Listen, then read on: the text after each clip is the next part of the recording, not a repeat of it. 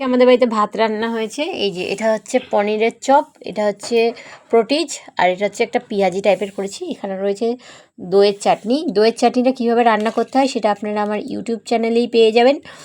তো মা খেতে বসে পড়েছে। এই যে, তো মাকে প্রথমে একটু আমি দইয়ের চাটনিটা আগে দেবো। মা একটু দইয়ের চাটনিটা খেয়ে বলো কেমন হয়েছে।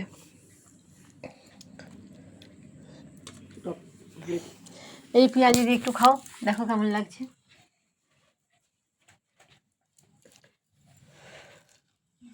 ভাত খাও, ভাত খাও, একটু ভাত খাও, ভাত খাও, ভাত দিয়ে খাও। ঠিক আছে, ভাত দিয়ে খাও। হুম,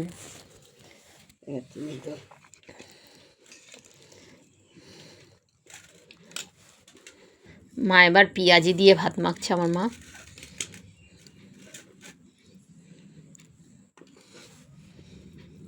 ভালো লাগছে। পেঁয়াজি আরেকটা দিয়ে দিই মাকে, মা খাক। আমি একটু এই যে টক দই নিয়ে নিয়েছি, দুটো পেঁয়াজি নেব। খেতে কেমন হয়েছে দেখি আপনাদেরকে জানাচ্ছি।